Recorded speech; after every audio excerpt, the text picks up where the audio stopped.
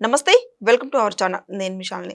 గత వైసీపీ హయాంలో 5 సంవత్సరాలు ఏ విధంగా తీరు వాళ్ళు చేసింది భూ కబ్జాలు వెలుగులోకైతే వస్తున్నాయి. మరి ముఖ్యంగా అధికారం కోల్పోయిన తర్వాత కూడా అదే తీరు ప్రవర్తిస్తున్నారు.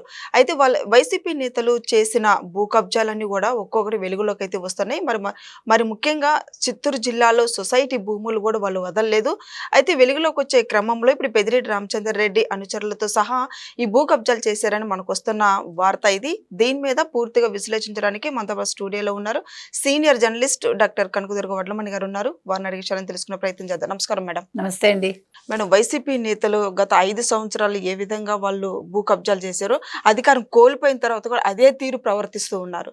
మరి ఇప్పుడు సొసైటీ భూములు కూడా వదలకుండా వాళ్ళు ఇప్పుడు వెలుగులోకి తీస్తుంటే అన్ని వెలుగులో కొత్త అన్ని వెలుగులోకి అయితే వస్తున్నాయి. మరి అసలు ఏమంటారు మేడం దీని గురించి? ఏమండం ఏంటి, జగన్మోహన్ రెడ్డి అడుగుజాడల్లో నడుస్తున్నారు. జగన్మోహన్ రెడ్డి ఎక్కడెక్కడ కన్నేశాడో అక్కడక్కడంతా కూడా దోచేశాడు. అలాగే పెద్దిరెడ్డి మీకు తెలుసు 25 ఎకరాల దాకా అటవీ భూములు ఎట్లా ఆయన స్వాధీనం చేసుకున్నాడు. పాపం వాళ్ళ అనుచరులకు ఇళ్ళు కట్టించి ఇచ్చాడు.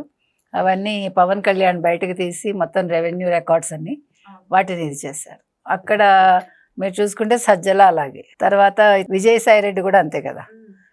ఏకంగా మీకు ఆర్కే బీచ్ నుంచి భీమిలి వరకు ఎక్కడ దేవాదాయ భూములున్నా ఆక్యుపై చేయాలని చూశాడు. మీరు ఎవరిని తీసుకున్నా వైసీపీ వాళ్ళ కన్ను పడితే ఆ భూమి వాళ్ళ సొంతం అయిపోవాలి. ఇప్పుడు 15 ఎకరాలు పెద్దిరెడ్డి గన్మ్యాన్ భార్య పేరట 2 ఎకరాల చిల్లర, తర్వాత ఇంకా ఇద్దరు మొత్తం 4 పేరట, ఇంకా మిగతా 3 పేరున 5 ఎకరాలు, అంటే 7 ఎకరాల పైచిలకు అనుకోండి.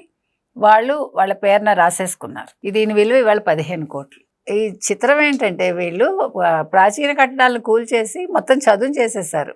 చిత్తూరు జిల్లా కలెక్టరేట్కి దగ్గరలో ఉంది అది. కానీ అక్కడితో ఆగారా? వాళ్ళు థియోసాఫికల్ సొసైటీని కూడా కబ్జా చేయడానికి ప్రయత్నించారు. 2 ఎకరాలు. అసలు థియోసాఫికల్ సొసైటీ విలువ తెలుసా వీళ్ళకి? అన్బిసెంట్ ప్రారంభించారు. అన్బిసెంట్ హయాంలో మొదలైంది అది. మద్రాసులో మొదలైంది, తర్వాత చిత్తూరులో కూడా వాళ్ళు కట్టారు. మదనపల్లిలో జిడ్డు కృష్ణమూర్తిని ఆవిడ దత్తత తీసుకుంది. అక్కడ ఆవిడే పెంచి పెద్ద చేశారు. అలాంటిది థియోసాఫికల్ సొసైటీ గురించి తెలియకుండా అసలు దాన్ని కూడా వాళ్ళు స్వాధీనం చేసుకోవాలనుకోవడం, అంటే కబ్జా చేయాలనుకోవటం. తర్వాత భవనాలు అక్కడ ఉన్నాయి, పాత భవనాలు, అవి ప్రాచీన కట్టడాలు. అక్కడ గతంలో చాలామంది విజిట్ చేశారు. సరోజినీ నాయుడు కావచ్చు, ఇంకా మహామహులు అందరూ కూడా థియోసాఫికల్ సొసైటీకి వచ్చి వెళ్ళిన వాళ్ళే. మరి ఇలాగ కబ్జాలు చేస్తే ఎట్లాగండి? ఇవన్నీ కబ్జాలు చేస్తూ ఇక్కడ వీళ్ళేమో అభివృద్ధి చేస్తూ ఉంటే కూటమి ప్రభుత్వం అగో ఇవన్నీ క్రెడిట్ చోరీ అంతా, ఆ క్రెడిట్ నాకు ఇవ్వట్లేదు అంటాడు, అవన్నీ నేను చేశానంటాడు. ఇక్కడ భూములు కబ్జా చేసి అక్కడ క్రెడిట్ కూడా చోరీ చేసి జగన్మోహన్ రెడ్డి మనుషులు. అసలు పెద్దిరెడ్డి అసలు మనిషేనా అనిపిస్తుంది నాకు. ఏం చేసుకుంటాడండి ఇట్లా కబ్జాలు చేసి? అదేంటి అసలు, అది ఎట్లా నిద్ర పడుతుంది వీళ్ళకి? చాలా చిత్రంగా ఉంటుంది కదా. మనకి ఎవడైనా ₹1 మనం ఎవరికైనా ఇవ్వాల్సి వస్తే అది ఇచ్చే వరకు నిద్రపోం మనం. అలాంటిది వేల కోట్ల రూపాయల భూమిని మీరు అప్పనంగా వాళ్ళ పేర్లో వీళ్ళ పేర్లో రాసేసి బినామీ పేర్లతోటి రేపొద్దున మళ్ళీ అవన్నీ మీకే కదా. పెద్దిరెడ్డి మిథున్ రెడ్డి ఓ పక్క నేను ఎంపీని అంటాడు, ఎంపీగా ఉంటే ఇలాంటి వెధవ పనులు చేస్తారు. వీళ్ళు ఏం చెప్తున్నారండి అసలు? ఎట్లా వీళ్ళు అడుగు పెడతారు లోక్సభలో? ఓ పక్క తండ్రి ఇలా భూ కబ్జాలు చేస్తూ ఉంటే ఈయన లోక్సభలో వెళ్ళి నీతులు మాట్లాడతాడా? కూటమి ప్రభుత్వాన్ని తిడతాడా?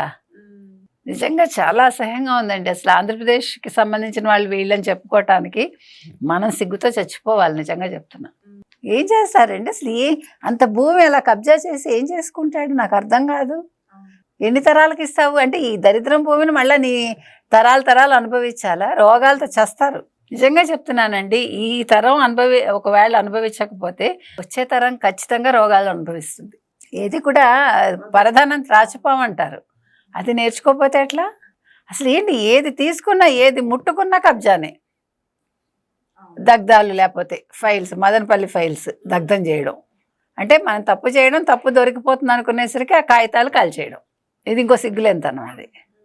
సో మొత్తం మీద ఇవాళ మీరు వైసీపీది అంటే 2019-24 మధ్యలో వాళ్ళ భాగోతాలు తీసుకుంటే ఇవన్నీ బయటపడుతున్నాయి కదా. కానీ ఇప్పుడు వాళ్ళ అధికారంలో లేకపోయినా కూడా ఇలా కబ్జాలకి ప్రయత్నిస్తున్నారు. రాత్రికి రాత్రి మొత్తం చదును చేసేసి ప్రాచీన కడ్డాలు కూల్చేసి ఎంత ధైర్యం అండి వీళ్ళకి. అసలు అర్థం కావట్లే నాకైతే. ఏం చేయాలి వీళ్ళందరినీ? ఇది ప్రశ్న. ఇప్పుడు కూటమి ప్రభుత్వం ఆరాధిస్తుంటే అన్ని వెలుగులోకి వస్తున్నాయి. మరి ఇంకా పెద్దిరెడ్డి కాదండి, అనుచరులు ఇంకా కూటమి ప్రభుత్వం ఉపేక్షించకూడదండి. జనాలకు కూడా కోపం వచ్చేస్తుంది, ఇంత మంచితనం పనికిరాదని. ముందు అసలు పెద్దిరెడ్డిని అరెస్ట్ చేయాలండి. ఏదో ఒకటి చూపించి, కాగితాలు ఉంటాయి కదా, ఆయన ముందు అరెస్ట్ చేసి లోపల పడేసి మొత్తం బయటకు తీయాలి. అసలు ఎవరెవరు వీళ్ళకి హెల్ప్ చేశారు. ఇప్పుడు ఇంకొక విషయం ఏంటంటే, పోనీ గత ప్రభుత్వ హయాంలో చేశారంటే ఓకే, కూటమి ప్రభుత్వం వచ్చాక కూడా వీళ్ళకి ఎవరు సహాయం చేస్తున్నారు? ఎవరు అధికారులు? పోలీసులు కూడా ఉన్నారా? లేదు రెవెన్యూ అధికారులు ఉన్నారా? ఎవరు వీళ్ళకి అన్నీ కూడా చేసి పెడుతున్నారు? ఇలాంటి చెడ్డ పనులకు ఎందుకు వీళ్ళు సహాయం చేస్తున్నారు? ఇది నిజంగా తెలుసుకోవాలండి. తెలుసుకుని వాళ్ళని శిక్షించాలి, అధికారులని శిక్షించాలి. పెద్దిరెడ్డిని ముందు అరెస్ట్ చేసి జైల్లో వేయాలి. ప్లస్ పెద్దిరెడ్డి దగ్గర పనిచేసే వాళ్ళని కూడా వేయాలి. ఇప్పుడు ఎవరైతే బినామీ పేర్లతో ఉన్నారో వీళ్ళందరినీ తీసుకెళ్లి జైల్లో వేయాలి. మేడం ఇప్పుడు మరి పెద్దిరెడ్డి అరెస్ట్ అయ్యే అవకాశం ఉందంటారు? ఇప్పుడు ఈ వెలుగులోకి వచ్చిన ఈ ఆరా తీస్తే అదే చెప్తున్నా, చెయ్యాలి. అవకాశం కాదు, అవకాశం తీసుకోవాలి కూటమి ప్రభుత్వం. ఉపేక్షించద్దు అస్సలు. ఏంటండి ఇది? ఇంకా ఎన్నెన్ని వస్తాయో ఘోరాలు నేరాలు లాగా బయటకి. ఇంకా ఏమేం వీళ్ళు కబ్జాలు చేశారో, ఎవరెవరిని బెదిరించారో, అసలు ఎవరిని లేపేశారో మనకేం తెలీదు. చూడ్డానికి చాలా అమాయకంగా, చాలా పెద్ద మనుషుల్లా ఉంటున్నారు వీళ్ళందరూ. చేసేవన్నీ దరిద్రం పనులు.